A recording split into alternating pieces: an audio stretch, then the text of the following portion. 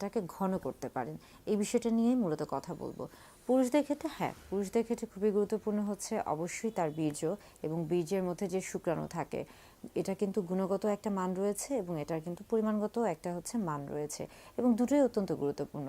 তবে অনেক পুরুষই মনে করে থাকেন বা অনেকেই মনে করে থাকেন যে যদি তিনি কিছুদিনের জন্য সহবাস না করে থাকেন, সেটা আমরা বলে থাকি যে হয়তোবা তিনি হস্তমৈথুনও করছেন না, কিংবা তিনি হচ্ছে তার স্ত্রী থেকে দূরে আছেন, সেই ক্ষেত্রে হয়তোবা তার আমরা বলছি যে সেই ক্ষেত্রে হয়তোবা তার বীর্যের পরিমাণটা বেড়ে যেতে পারে।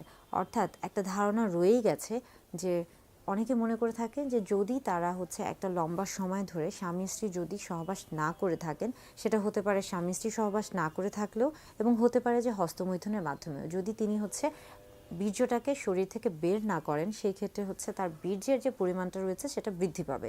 এরকম একটা ধারণা অনেকেই মনে করে থাকেন এবং বেশিরভাগ মানুষ এটা মনে করে থাকেন। আজকে মূলত বলবো যে আসলে এই ধারণাটি কি আসলে সঠিক না, এই ধারণাটা আসলে সঠিক না। একটা প্রচলিত প্রথা রয়েছে, অনেকেই জানেন এই শব্দটা, সে হচ্ছে নো নাট নভেম্বর।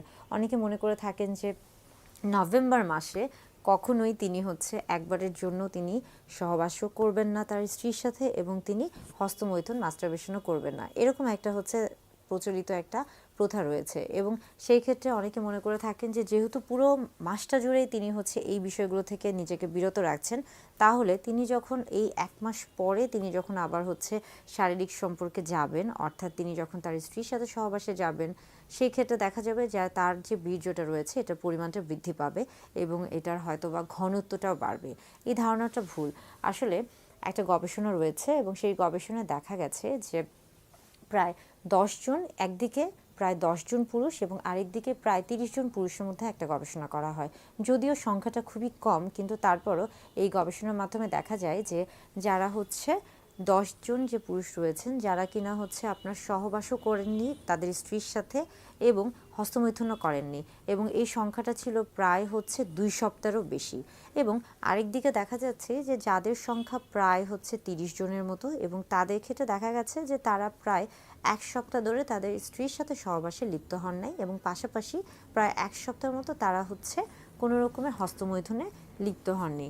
এবং দুই পক্ষ থেকেই যখন হচ্ছে পরীক্ষা নিরীক্ষা করা হলো, গবেষণা দেখা গেল যে যারা মূলত প্রায় 7 দিনের মতো, আমরা বলছি যে 7 দিনের মতো যারা হচ্ছে অ্যাবস্টিনেন্স এটা হচ্ছে মেনটেন করেছে, বজায় রেখেছে, অর্থাৎ যারা 7 দিনের মতো স্ত্রীর সাথে সহবাস করেননি এবং যারা হচ্ছে এই 7 দিন হস্তমৈথুনও করেননি, তাদের ক্ষেত্রে কিন্তু বীর্যের যে পরিমাণটা এটা বৃদ্ধি পেয়েছে, এবং এটার সংখ্যাটা ছিল হচ্ছে শতকরা প্রায় 12%।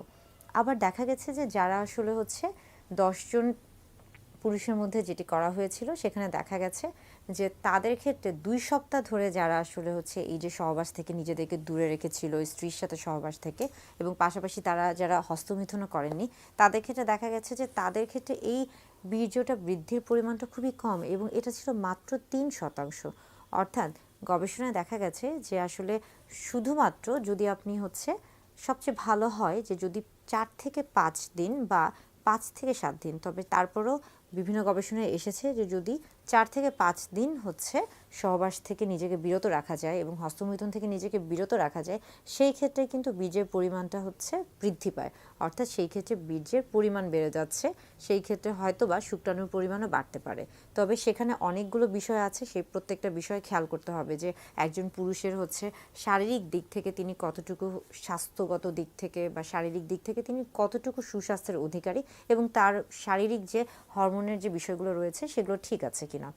অর্থাৎ আমরা বলছি যে বীর্যের যে বিষয়টি রয়েছে সেটা কিন্তু হচ্ছে শুধুমাত্র এমন না যে আপনি হচ্ছে 1 মাস আপনি সহবাস থেকে নিজেকে আলাদা রাখলেন, স্ত্রীর সাথে সহবাসে লিপ্ত হলেন না, এবং 1 মাস আপনি হস্তমৈথুনও করলেন না।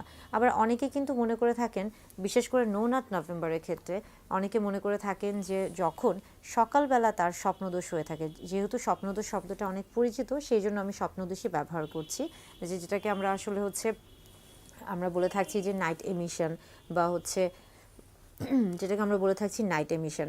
তো সেই ক্ষেত্রে হয় কি যে অনেক সময় সকালবেলা, ভোরে বা দিনের বেলা যে কোনো সময় অনেক সময় তাদের হচ্ছে পুরুষ লিঙ্গ থেকে বীর্যটা বেরিয়ে আসে, এবং এটা কিন্তু আপনা আপনি বেরিয়ে আসে। তিনি কোনো খারাপ চিন্তাও করছেন না, তিনি যৌন উত্তেজক কোনো বিষয় বস্তুর সাথে সম্পৃক্তও না, কিন্তু এটা কিন্তু নিজে থেকে তৈরি হয়ে আসছে। অর্থাৎ যে বীর্যটা তার শরীরে তৈরি হচ্ছে অতিরিক্ত পরিমাণে, সেটা কিন্তু হচ্ছে একটা সময় বের হয়ে আসছে।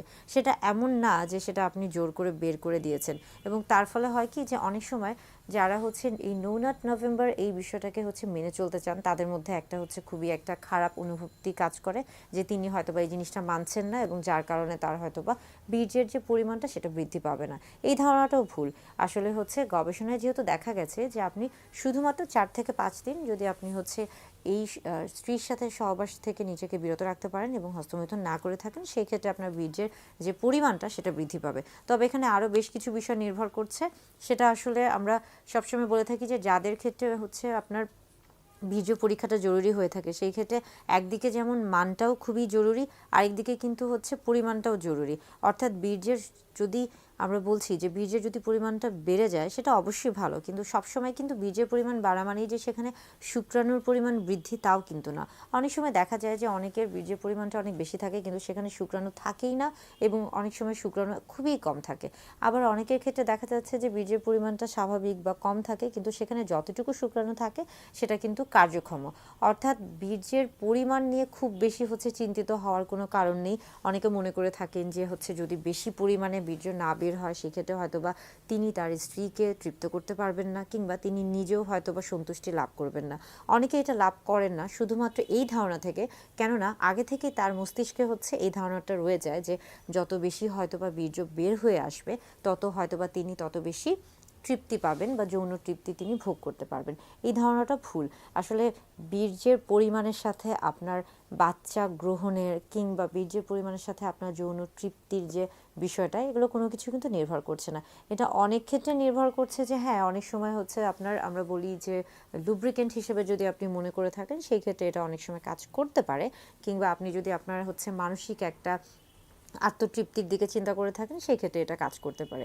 তাছাড়া হচ্ছে আপনি যদি অন্যভাবে, অর্থাৎ আমরা বলি যে প্রাকৃতিক উপায়ে আপনি যদি আপনার বীর্যের পরিমাণ বাড়তে চান সেক্ষেত্রে অবশ্যই সবসময় আপনাকে স্বাস্থ্যকর জীবনযাপন করতে হবে। অর্থাৎ আপনাকে পর্যাপ্ত পরিমাণে ঘুমাতে হবে, পর্যাপ্ত পরিমাণে বিশ্রাম নিতে হবে, এবং যেই খাবারগুলো গ্রহণ করলে আপনার হচ্ছে বীর্যের পরিমাণটা বেড়ে যাবে বা বৃদ্ধি পাবে সেগুলো ব্যবহার করতে হবে। এই ক্ষেত্রে প্রোটিন খুব ভালো কাজ করে থাকে।